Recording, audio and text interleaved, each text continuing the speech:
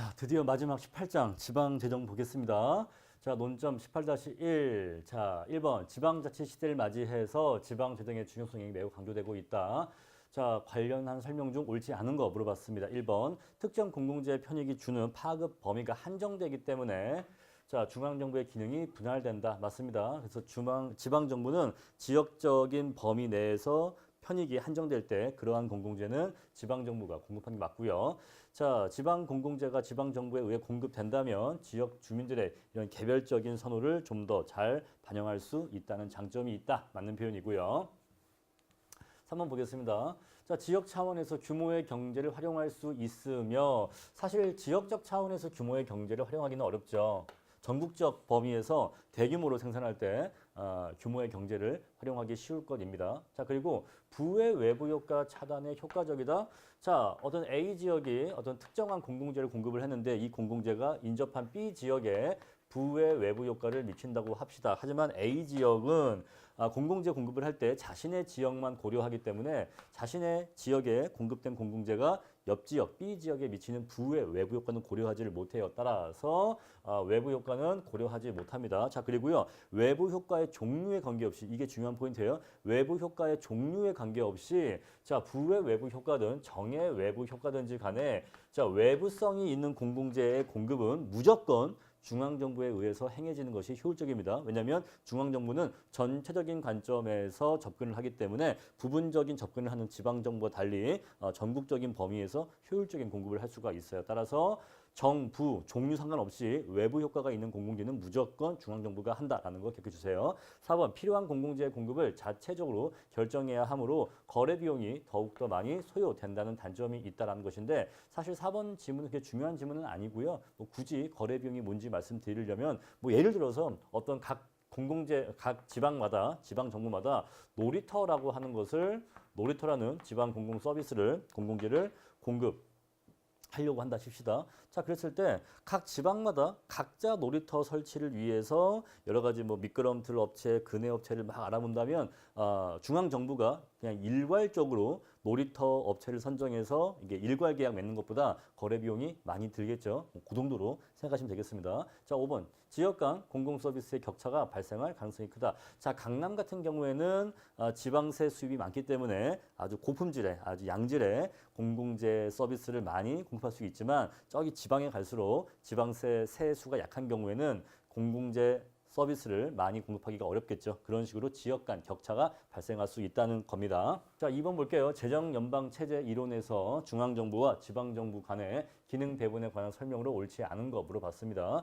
자, 공공재 공급 효과가 미치는 공간적 범위가 중앙정부와 지방정부가 공급해야 될 공공재를 구분한다. 맞고요. 자, 전국적인 범위는 중앙정부가 특수지역에, 특정 지역에 한정되는 경우에는 지방정부가 하는 것이 맞습니다. 자, 조세부담 편익의 연계. 자, 조세부담과 편익의 연계가 강한 공공재일수록 지방정부가 하는 게 맞고요. 이것을 응익 원칙이라 합니다. 내가 내는 세금과 그로 인해 내가 얻는 편익의 이 매치가 잘 되는 공공재일수록 지방정부가 하는 게 맞고 그렇지 않은 재화일수록 중앙정부가 한 것이 맞습니다. 암기해 주시고요. 자, 3번 무임승차의 가능성이 높은 공공재는 중앙정부가 그렇지 않은 공공재는 지방정부가 공급하는 것이 바람직하다라고 나와 있는데 지금 이 3번 지문에 대해서 제가 교수님 어떤 교수님 기본서를 뒤져보고 또 시중에 이 문제에 대해서 해설을 쓰고 있는 다른 선생님, 다른 강사님들의 해설서를 찾아봐도 이 3번 지문에 대해서 아무 언급이 없어요. 아무 언급이 없어서 사실 이 3번 지문은 전혀 중요하지 않은 지문이기 때문에 그냥 무시하시고 넘어가셔도 무방할 것 같습니다. 하지만 굳이 나왔으니까 굳이 제 생각을 말씀드리자면 사실 무임승차가 존재한다는 건 공공재 공급에 안 좋은 조건이에요. 그죠? 자, 중앙정부가 한다 하더라도 무임승차가 있는 경우에는 효율적인 공급이 이루어지기 어렵습니다. 그런데 굳이 이렇게 분류를 한다면 어쨌거나 무임승차가 있다는 건 중앙정부에게도 무조건 안 좋은 요인인데 굳이 무임승차의 가능성이 낮은 공공재를 지방정부가 공급하는 것이 바람직하다라고 하는 것은 아마도 지방 정부가 중앙 정부에 비해서 지방세 그 세수가 약하기 때문에 그죠? 세수 조달 능력이 약하기 때문에 무임승차가 발생하는 경우에는 비용을 회수할 수가 없잖아요. 회수하기 어려워지잖아요. 왜냐하면 사람들이 돈을 내지 않고도 이용하려고 하니까 공공재 공급의 공급 비용을 회수하기가 어려우니까 아마도 지방세 그 조세 수입 능력의 차이 때문에 그런 게 아닐까라는 생각은 드는데 교수님 기본서나 다른 선생님 어떤 책에도 해설이 없어서 그냥 이거는 그런갑다 하고 넘어가겠습니다. 4번 국방과 외교는 중앙정부가 쓰레기 수거와 거리 청소 그 특정 지역 내에서의 공공 서비스죠. 이런 경우에는 지방정부가 하는 것이 바람직하다라는 것입니다. 자, 부정적 외부성이 존재하는 공공재는 중앙정부가, 긍정적 외부성은 지방정부 이거 아니라고 했죠. 자, 외부성의 종류에 관계없이 무조건 외부성이 있으면 중앙정부가 해야 됩니다.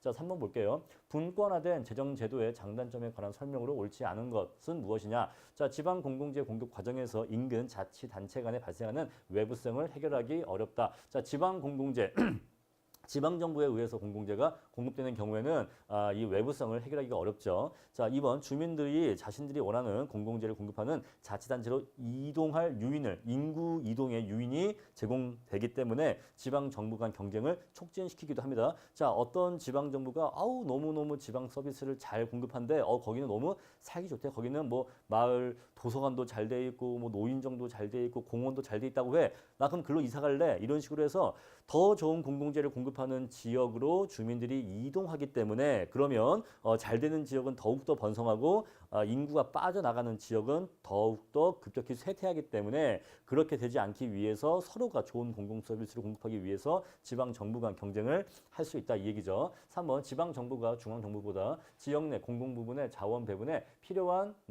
그 지역 내 수요를 파악하는 데 유리하다. 아무래도 지방 정부가 자기 마을의 사정은 더 잘하고 있겠죠. 우리 마을에 뭐 신호등이라든가 도서관 뭐 이런 것들의 개별적인 수요가 어떤 것들이 있는지를 더 잘 파악하고 있을 겁니다. 자, 4번 이동성이 높은 생산 요소에 무거운 세금을 부과할 수 있기 때문에 그러면 안 돼요. 자, 이동성이 높은 생산 요소에 무거운 세금을 부과하면 뭐가 발생하죠? 인구 이동이 발생합니다. 인구 이동이 발생하기 때문에 이것은 조세 징수상 비효율성이 증가하는 거예요. 여러분 항상 경제학에서는 비효율성이 야기된다라고 하는 것은 민간의 의사결정의 교란이 발생한 겁니다. 자, 이동성이 높은 생산 요소에 세금을 때리니까 나 이 세금 내기 싫죠. 하지만 나 이 세금을 피하기 위해서 이동하기가 어렵다 하는 경우에 그냥 어쩔 수 없이 눌러 앉아 살겠지만 나 이 세금 너무나 쉽게 피할 수 있어. 이동성 높아. 나 그냥 다른 지역 금방 이사 갈 수 있어 라고 해버리면 그냥 그것 때문에 다른 지역에 이사를 가게 되는 민간의 의사결정의 교란이 생기기 때문에 4번은 틀린 표현이에요. 자, 지방정부 간 조세 경쟁으로 인해서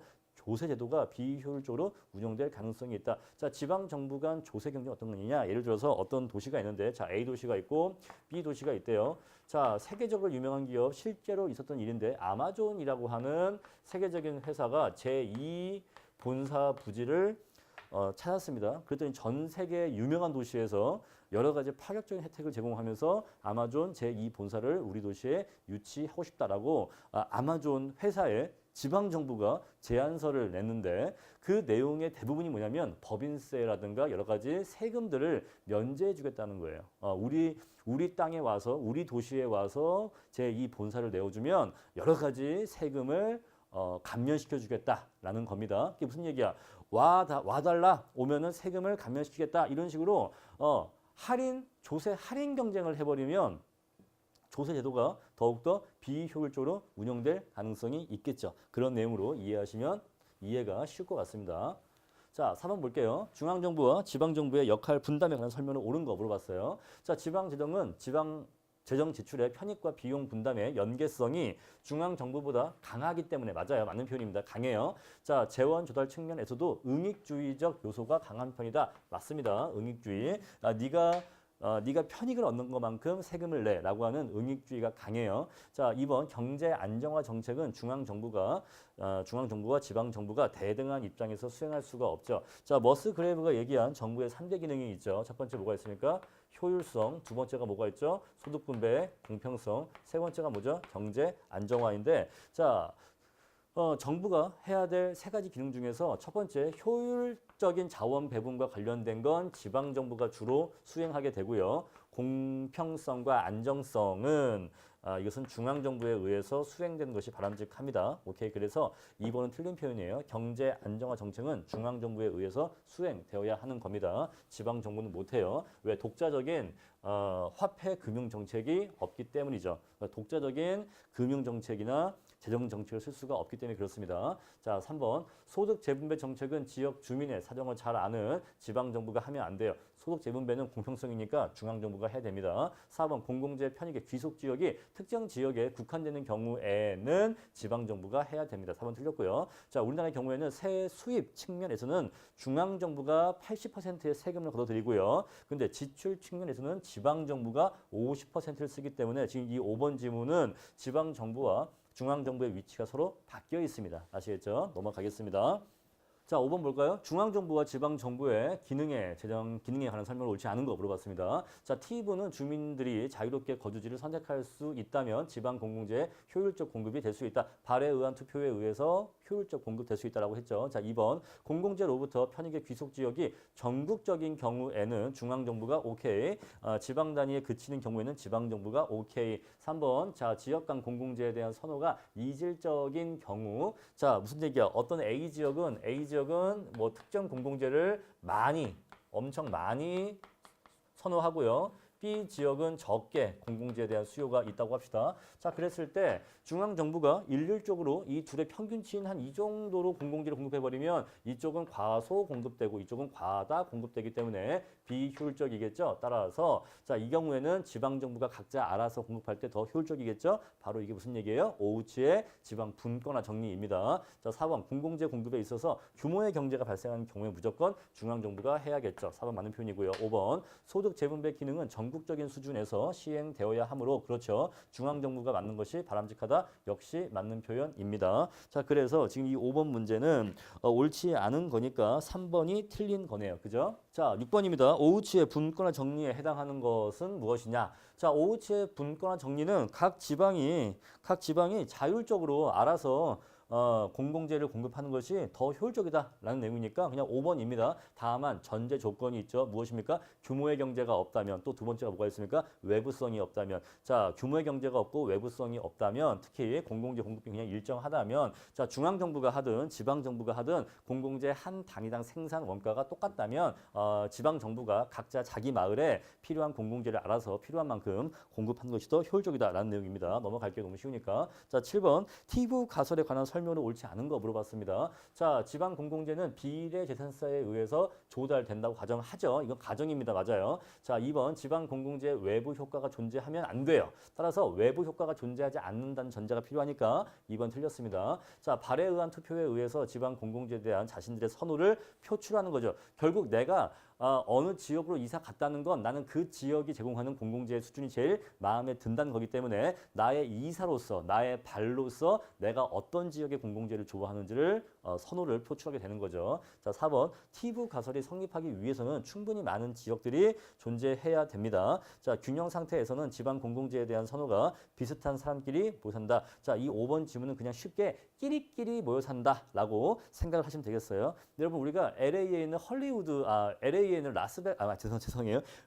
LA에 그 베버리 힐즈라고 있죠. 아마 맞을 겁니다. 아마 LA에 있는 걸로 알고 있는데 그 베버리 힐즈는 뭐 가난한 서민이 살 수가 없는 동네예요. 왜 그러죠? 그런 동네에 살려면 최소 주택 규모가 있기 때문에 최소 땅이 몇 피트 이상이라는 면적 조건을 충족해야 됩니다. 그래서 가난한 사람들은 그 조건을 채울 수가 없어. 무슨 얘기야? 자, 그런 조건을 채울 수 있는 사람들만 모여 사는 동네인데 그러면 그 동네에 사는 사람들은 끼리끼리 부자들끼리 모여 산다 이 얘기예요. 왜? 베버리힐스 같이 세금도 많이 내지만 대신 공공재 수준도 높은 동네가 좋은 사람들끼리 모여 산다 이 얘기죠. 반면에 여기 히스패닉이나 이렇게 유색 인종들이 사는 그런 슬럼가들이 있겠죠. 근데 그런 슬럼가들은 공공재의 서비스도 낮은 대신에 세금 수준도 낮으니까 또 그런 것들을 원하는 사람들은 또 그런 사람들끼리 모여 산다 이 얘기예요. 자, 넘어가겠습니다.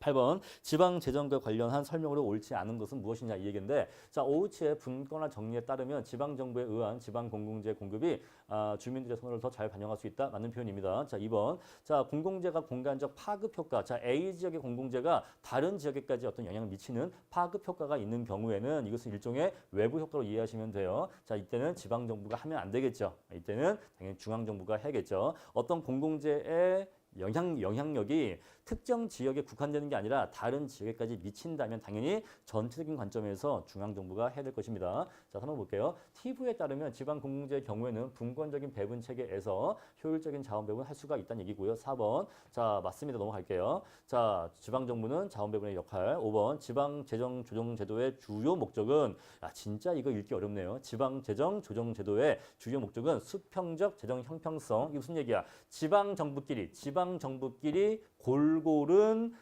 재원의 분배, 그다음에 수직적 재정 형평성 이거는요 지방정부와 중앙정부 간의 수직적인 재정 형평성을 재고 높이는 데 있다라는 얘기입니다. 자, 수평적이란 뜻은 지방정부 간, 수직적이란 말은 지방정부와 중앙정부 간이란 뜻이에요. 자, 9번 볼게요. 지방공공재 공급과 관련된 설명으로 옳지 않은 거 물어봤습니다. 자, TV 가설은 지방공공재의 경우에 주민들의 선호를 바탕으로 하는 효율적인 공급 맞고요. 자, 2번 혼잡이 발생하는 공공재의 경우에 효율적인 공급을 이루려면은 자, 추가적인 이용자가 들어올 때마다 추가적인 혼잡 비용이 발생하겠죠. 따라서 추가적인 이용자에게 그때 그로 인한 추가적 혼잡 비용을 징수한다면 효율적 공급이 이루어질 수 있다라는 거 상식적으로 이해하시면 되겠습니다. 자, 3번 생산 비용이 같은 경우에는 지방 공공재 공급은 중앙정부가 결정하기보다는 지방정부가 더 효율적이다. 오우치의 분권화 정리이고요. 자, 선호의 차이를 전제로 할 때 중요한 말 아니고요.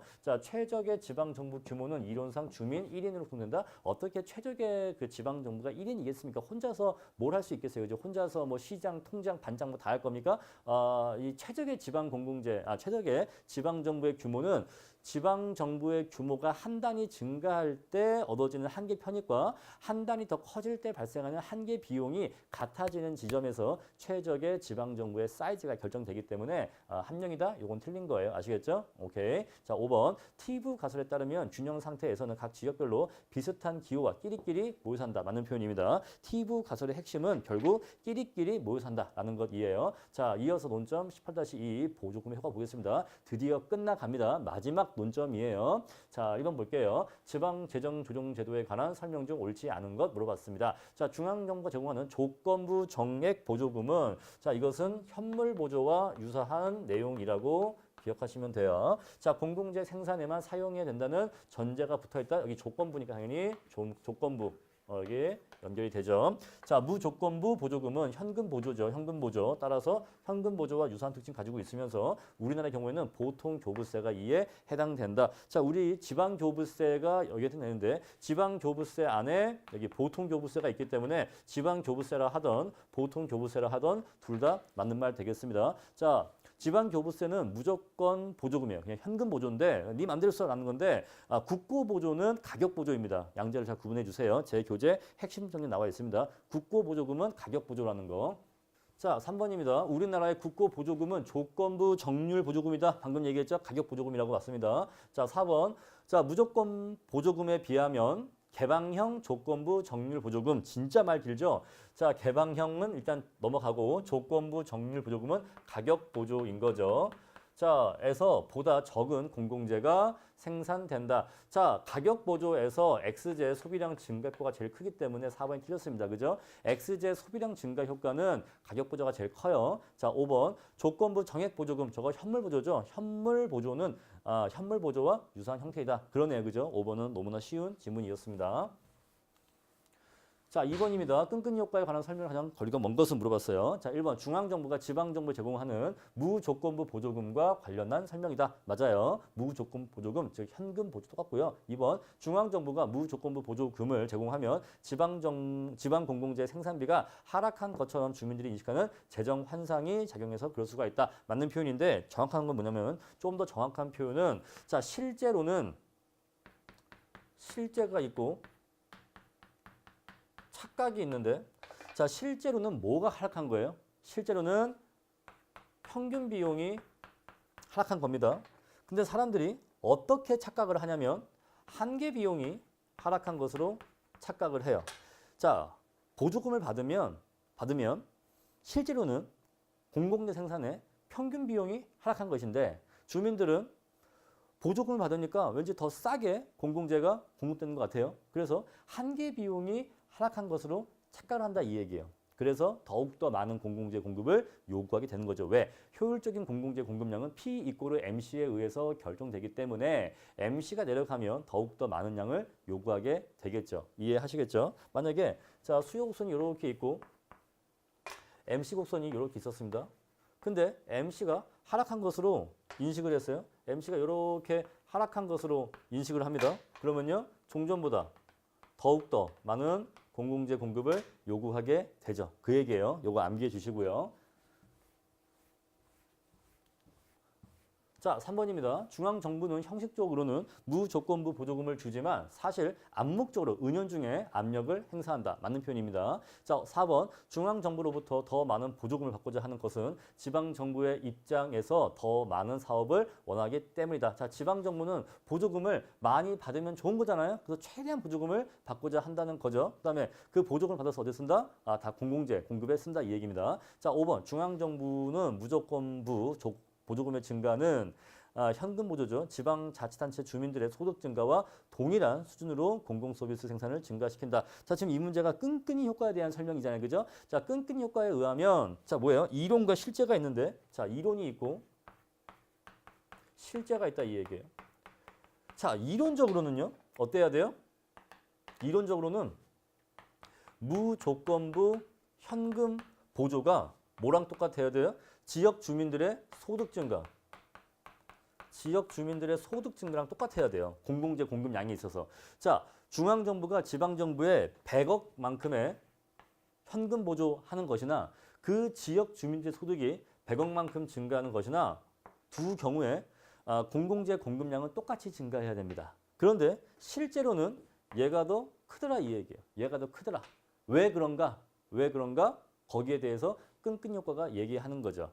자, 지역 주민들의 소득 증가하면 이 소득 증가 중에 일부는 공공재 소비 증가에 쓰이지만 이 말은 곧 세금 증가에 쓰인다 이 얘기입니다. 왜? 세금을 내야 공공재 공급을 늘릴 테니까. 하지만 나머지 일부는 사용재 소비 증가에도 쓰인다 이 얘기예요.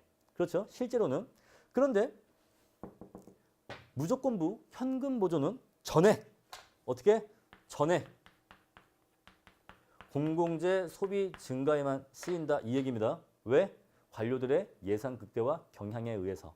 그 얘기 나와 있는 거죠. 이렇게 이해해 주세요. 다음에 다 했나요? 오케이. 5번 틀린 거죠? 얘가 더 많다 이 얘기예요. 자, 5번 틀렸고. 다음에 3번입니다. 지방재정에 있어서 교부금에 관한 설명으로 옳지 않은 거 물어봤어요. 자, 범주적 교부금은 영어를 보니까 카테고리칼이라고 나와 있죠? 발음이 좀 안 좋은데 자, 카테고리가 뭐야? 카테고리? 어떤 일정한 그 범위를 설정하는 거죠. 너 보조금을 받는데 이 보조금을 이 카테고리 내에서 써야 돼 라고 하는 거니까 일종의 조건부라는 말과 같은 말이 됩니다.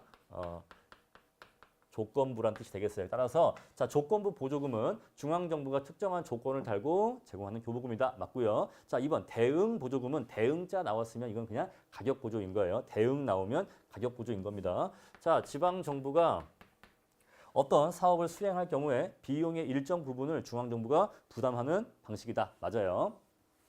3번입니다. 자, 비대응 교부금. 이건 뭐예요? 이건 현물 방식이긴 한데 뭐 현금으로 주는 거니까 실제로 물건을 주는 건 아니죠. 예산선의 이동 양상만 현물 보조와 똑같다라고 하는 거지 실제로 현물을 주는 건 아니죠. 사실은 돈을 주죠. 자, 대응 교부금과 달리 아무런 대응 조건이 없다. 아니에요. 둘 다 조건부 보조금 내에 있습니다. 왜냐하면 현물이기 때문에 꼭 그 재화, 특정 X재화에만 써야 돼. 따라서 3번 틀린 거예요. 비대응이나 대응이나 이것은 공공재의 생산량과 보조금의 크기가 대응되느냐 안 되느냐의 차이인 거지 둘 다 모두 특정 공공재 공급에 써야 한다는 조건부 보조금 내인 건 똑같아요. 따라서 한번 틀린 겁니다. 4번 대응 교부금은 가격 보조에 해당하고 맞고요. 비대응 교부금은 현물 보조의 개념이긴 한데 현금을 지급하기 때문에 대체 효과가 없고 예산선만 평행 이동하는 소득 보조에 해당한다. 맞는 표현이에요. 자, 무조건 교부금은 이건 그냥 현금 보조죠. 자, 중앙정부가 지방정부에 그냥 세입을 공유한다는 입장에서 그냥 국민들로부터 징수한 세금을 나누어 갖는다는 입장에서 조건 없이 제공하는 교부금이다. 맞는 표현입니다. 용어가 좀 헷갈려요. 자, 4번입니다. 지방공공재에 대한 중앙정부의 교부금하고 대응 교부금하고 비대응 교부금이 있네요. 대응 교부금, 비대응 교부금. 얘는 뭐죠? 얘는 가격 보조. 얘는 뭐죠? 얘는 현물 보조. 자, 옳지 않은 거 물어봤습니다. 대응 교부금은 가격 보조이기 때문에 상대 가격 변화를 야기하고요. 그로 인해서 대체 효과가 있으니까 초과 부담 생깁니다. 자, 2번 대응 교부금은 지원의 한도가 공공재 최대 수령보다 작을 경우에는 예산선이 굴절된다. 이거 맞는 표현인데 이런 거예요, 여러분. 자, 예를 들어서 이렇게 그래프가 이렇게 있는데 자, 얘가 공공재고요. 얘가 사용재 X라고 합시다. 자, 원래 예산선이 이렇게 있었습니다. 이렇게 있었어요. 자, 그런데 여기 공공재 너희가 공공재를 소비할 때는 중앙정부에서 내가 좀 도와줄게 하면요. 지방정부 입장에선 공공재 가격이 상대적으로 하락한 것으로 인식됩니다. 자, 그러면 원래는 예산선이 어떻게 돼야 돼요? X제가 G가 더 싸지니까 얘가 이렇게 더욱더 기울기가 완만해져야겠죠. 자, 그런데 중앙정부가 도와주긴 도와주는데 야, 얘네들 도와준다고 하니까 공공재를 지나치게 너무 많이 소비하네? 이래버리면 야, 안 되겠다. 국고에 한계가 있어. 너무 돈이 많이 나가 하면서 자, 너희들이 최대 여기까지는 내가 도와주겠는데 요 수량 이상부터는 더 이상 못 도와주겠어 라고 한다면 여기 부분 예산선은 더 이상 국가 보조를 받을 수 없기 때문에 이렇게 구매할 수가 없게 되죠. 따라서 이 부분이 어떻게 바뀌게 되냐 하면 여기 수량 이상부터는 국고 보조가 없기 때문에 원래의 기울기로 이렇게 내려가야 할 것입니다. 얘랑 평행하게 이렇게 내려가야 할 거예요. 그럼 여기에서 이렇게 굴절이 이루어지겠죠. 이해하시겠습니까? 만약에 자, 예산에 제한이 없었다면 보조금의 한도가 없었다면 얘는 그냥 이렇게 끝까지 이렇게 쭉 뻗었겠지만 보조금의 한도가 있다 보니까 보조금이 끝나는 지점부터는 원래의 예산선의 기울기로 돌아와야 하는 거죠. 그래서 굴절된다 이 얘기입니다. 쉽게 이해하실 거예요. 넘어가겠습니다. 자, 3번이에요. 비대응 교부금은 예산선을 수평으로 이동시키며 다른 재화의 가격도 낮추게 된다. 자, 이것은 현물 보조이기 때문에 예산선을 옆으로 이동시키긴 하지만 상대 가격 체계의 교란은 발생시키지 않기 때문에 대체 효과 없고 소득 효과만 있다는 거 기억하시고요. 자, 4번 대응 교부금 증가가 지방 공공재 소비를 감소시키는 경우도 있다. 자, 대응 교부금 이거 가격 보조죠. 자, 가격 보조를 해주면 대체 효과와 소득 효과 두 가지가 있다고 말씀드렸습니다. 그죠? 대체 효과, 소득 효과.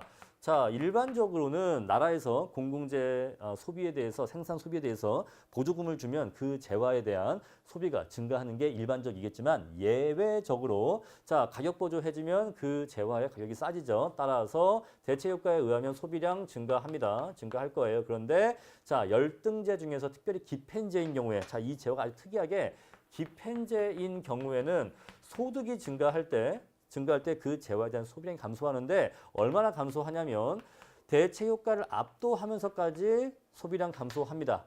그런 재화가 바로 기펜재죠. 내용 다 아실 겁니다. 자, 그래서 이 양자를 합하면 결국 X제에 대한 소비량은 수요량은 가격 보조 이전과 비교하면 증가한다, 감소한다? 오히려 감소한다 이 얘기예요. 오히려 감소한다. 왜? 소득 효과가 너무나 크기 때문에.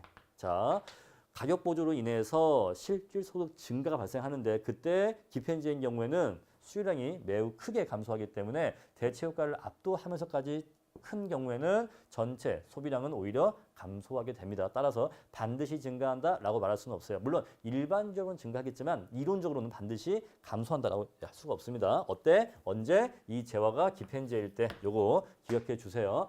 그러니까 이거를 그냥 쉽게 얘기하면 보조금을 받았다고 해서 반드시 그 재화에 대한 소비량이 증가하는 건 아니에요. 아시겠죠?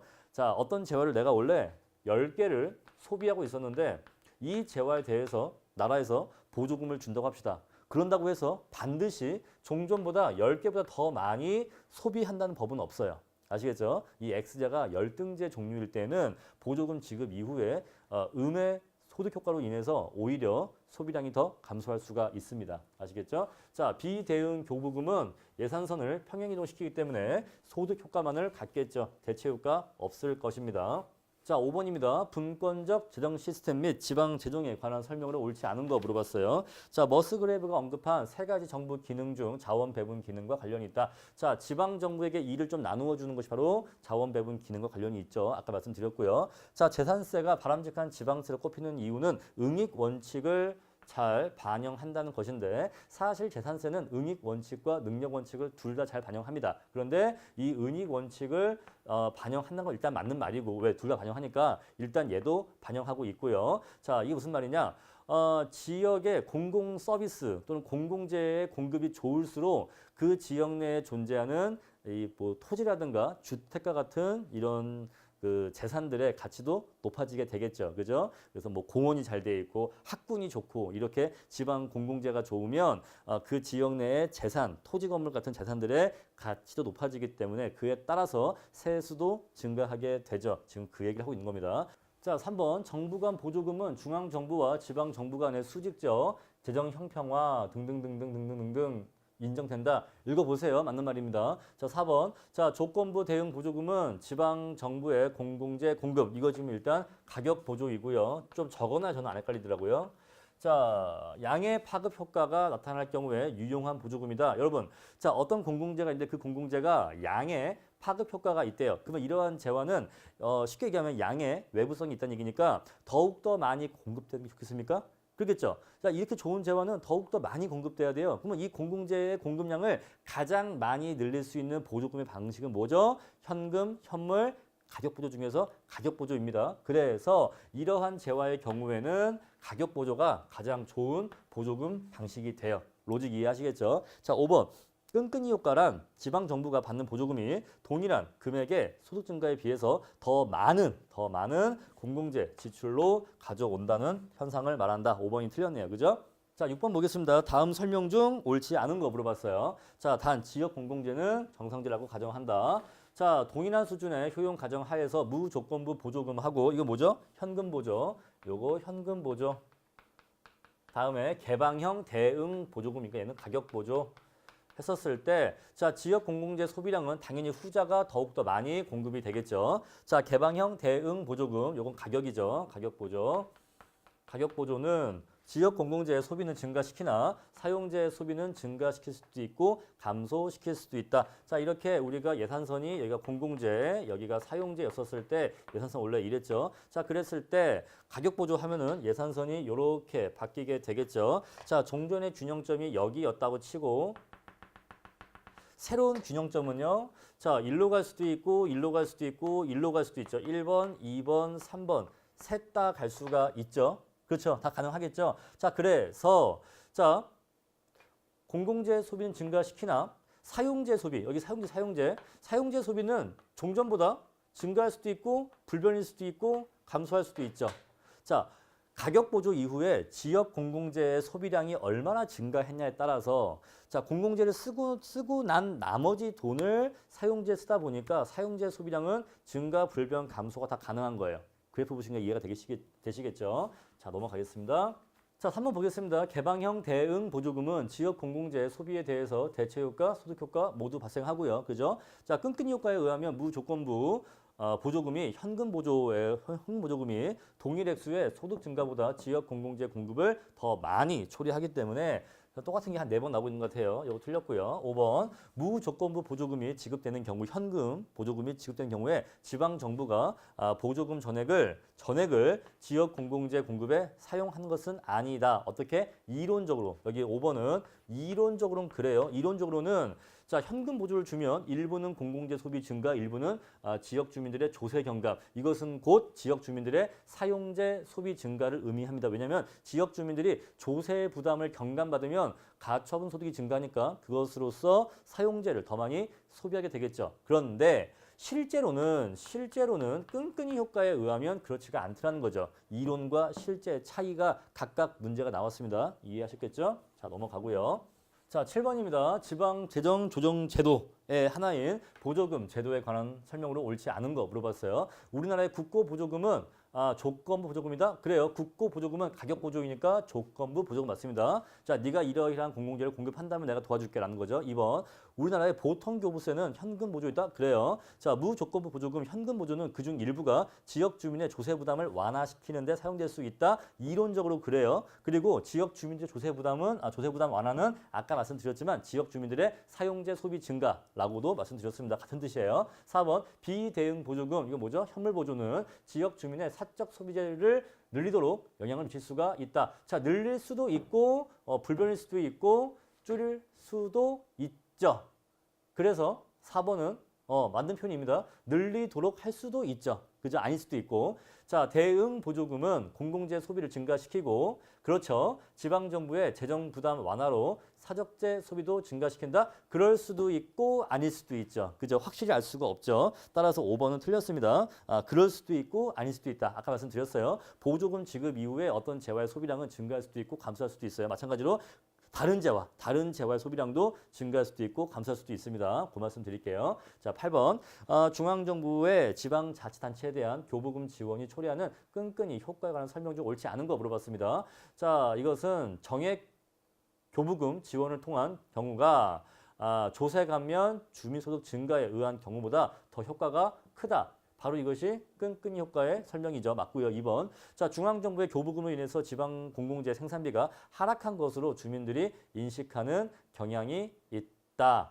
자, 이것은 재정 착각에 대한 설명인데 이러한 재정 착각이 발생하는 경우에는 주민들은 더욱더 많은 공공재 생산을 요구하게 되겠죠. 맞는 표현이고요. 자, 3번. 지역 주민이 중앙정부의 교부금 지원에 따른 한계 조세 가격 하락으로 인식하는 착각. 요 3번과 2번은 사실 같은 말이죠. 설명드렸고요. 자, 4번. 관료들이 중앙정부로부터 교부금을 받았다는 사실을 공개할 때 나타난 현상이다. 만약 공개했다면 지역 주민들이 야, 돈 생겼니? 그중에 일부는 우리의 조세 경감에 좀 써줘 라고 요구할 것이기 때문에 이러한 사실을 공개하지 않았을 때 발생할 수 있겠죠. 이해하시겠죠? 너무 쉬운 얘기고요. 자, 5번. 관료들의 예산 극대화 동기와 무관하지 않죠. 최대한 그 예산을 많이 확보하고자 하는 동기와 무관하지가 않죠. 뭐하러 어렵게 구한 예산인데 뭐하러 지역 주민들의 조세 경감에 쓰겠습니까? 라는 얘기예요. 자, 9번. 드디어 마지막 문제입니다. 정말 고생 많이 하셨습니다. 정말 간이 떨리네요. 저도 지금 제가 녹화하고 있는 지금 이 시간은 새벽 2시예요. 저도 빨리 끝나고 이제 이것만 하고 집에 갔으면 좋겠습니다. 자, 우리나라의 국고 보조금 제도와 관련해서 옳은 설명은 무엇이냐라고 물어봤습니다. 떨리네요. 1번. 자치단체 간 재정 능력의 불균형을 시정하는 데 매우 효과적이다. 자, 옳은 설명. 자, 국고 보조금은 조건부 보조금이기 때문에 네가 이런 X제라는 네가 뭐 G라고 하는 공공재를 공급한다면 국가가 도와줄게라는 것이라서 요거 지금 1번 재정 능력 불균형 시정은 보통 교부세 얘기예요. 지방 교부세 얘기입니다. 1번 틀렸고요. 자, 2번이 맞는 말이에요. 2번이 맞는 말입니다. 자, 아까도 말씀드렸지만 국고 보조금은 가격 보조의 방식이기 때문에 외부성 문제가 발생하는 재화, 특히 양의 외부성이 발생하는 재화는 과소 공급에 문제가 있기 때문에 이러한 재화에 이러한 공공재 공급에 있어서 가격 보조를 해준다면 이러한 공공재 공급이 증가하기 때문에 사회 전체적인 후생이 증가할 수가 있어요. 따라서 2번이 맞는 표현입니다. 자, 3번, 4번, 5번은 모두 다 1번부터 3, 4, 5번, 2번 빼고 전부 다 지방교부세에 대한 설명입니다. 자, 이렇게 해서 드디어 문제풀이 마쳤고요. 문제풀이 강의를 쭉 진행하다 보니까 역시나 기본 강의, 기본 이론 강의의 중요성을 저는 한 번 더 느꼈어요. 여러분들이 물론 뭐 문제풀이 강의가 필요하신 분도 계시겠지만 사실은 기본 강의를 좀 더 충실히 공부하시는 게 더욱더 중요하다고 생각을 합니다. 자, 제가 일단은 문제풀이 강의는 여기서 마치고 앞으로 여러분들의 수험 공부에 도움이 되겠다 싶은 내용들이 있으면 자료로 정리를 해서 저의 네이버 카페에 업로드 시키도록 하겠습니다. 자, 문제풀이까지 완강하신 분들 축하드리고요. 시험에서 좋은 결과 있기를 바라겠습니다. 감사합니다.